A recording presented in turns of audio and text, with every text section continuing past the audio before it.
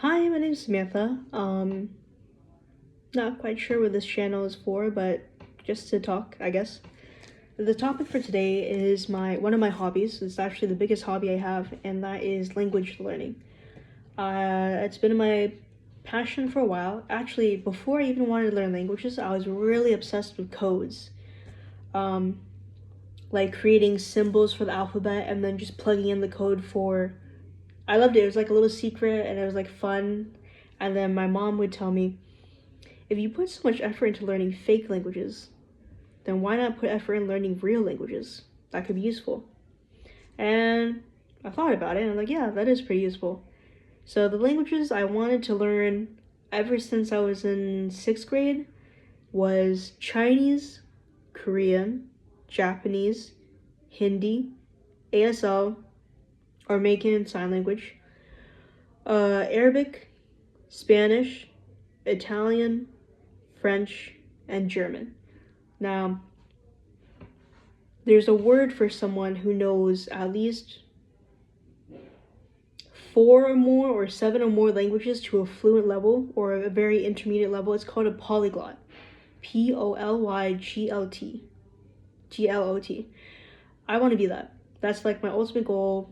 Travel the world, practice languages, read in languages, listen to languages, watch TV, communicate with people. Now, I am a very, very average person, so I don't have the special ability to learn 4 languages and above to an intermediate level because I have life and other things to do. And if you have the special ability, then you can really hone in and maximize your time to learn multiple languages at a great level with a great gift. But I'm just kind of average in this area. I'm not good at the hobby, I just am passionate about it. So the talent is only that I have persistence. So I narrowed these down. The reason why I want to learn Chinese is because I'm Chinese. Um, Sorry, the more specific word would be Mandarin, not Cantonese. And I would learn simplified Chinese versus traditional because mainland China is a lot bigger than Taiwan or Hong Kong. I wanted to learn Korean because I got into Korean K-dramas, but I also loved the logic behind how the Korean alphabet was created because they used to have to use characters from a different language, I think either Chinese or Japanese, to express their syllables, but they eventually had a king's nope, not gonna butcher that. Look it up. But he created the Hangul alphabet, and it's very logical. It makes sense. I love the logic behind it. I wanted to learn Japanese because the sound of the language is just so beautiful.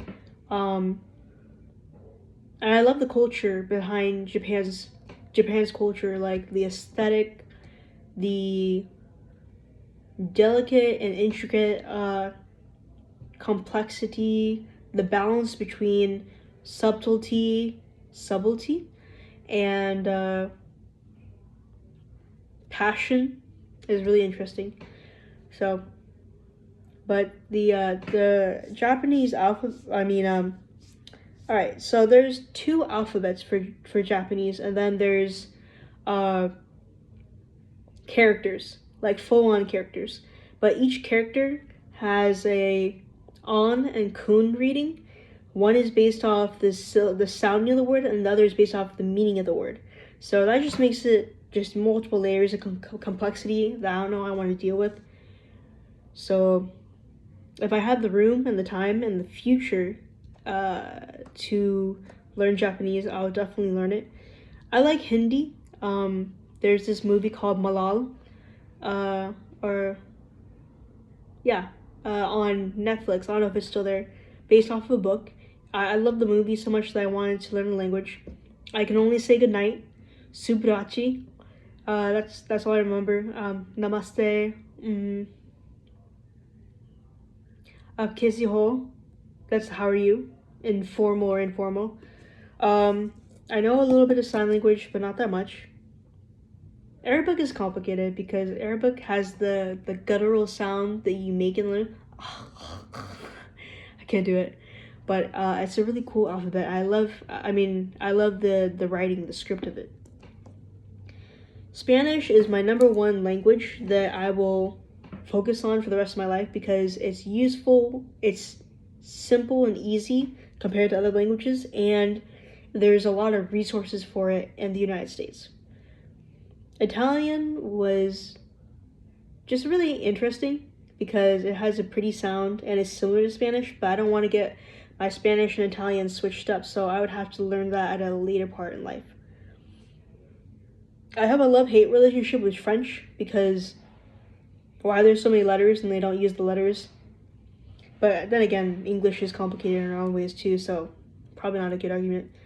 But I learned French because it's very useful. It's used in a lot of countries, just maybe not right now. And then German. I like German's directness in its language. It's logical. There's a lot of grammar in it. So, but anyway, that's all the languages I want to learn. Now, the process of how I learn languages is different for each language. For example, with Chinese, there's not a lot of speakers around me or videos that I'm good at, so I would need a lot of interaction. So classes would be best for me. But if I was just doing self-study, which is what I do for a lot of languages I do, I would focus on reading and writing out the characters and grammar. Then I would focus on speaking and listening. For Spanish, I took a lot of classes from middle school, high school, and middle school and high school for Spanish, so I know how to sound out the alphabet and words 80% of the time.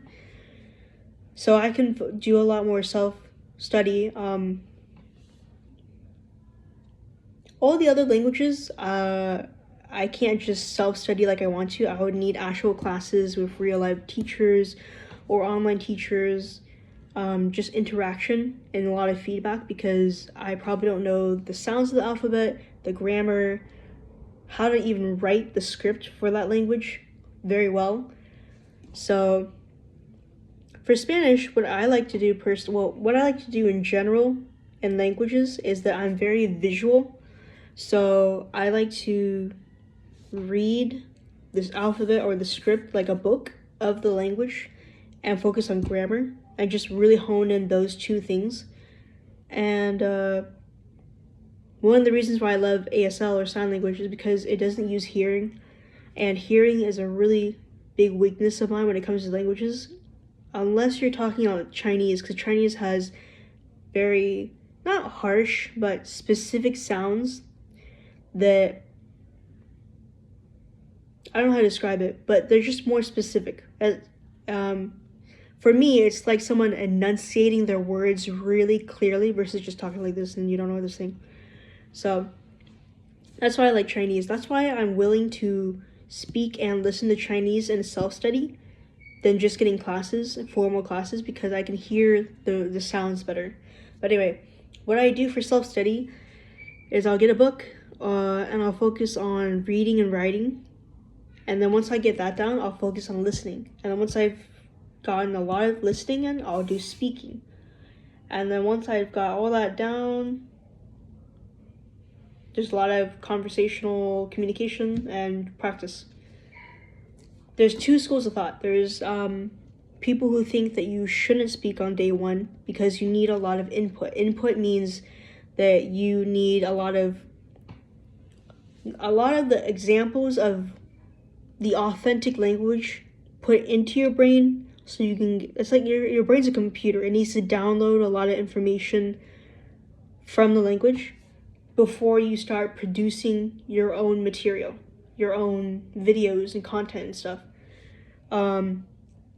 Another school of thought is no, you need to utilize listening, speaking, reading, writing, all four of those at once from the very beginning to get a full,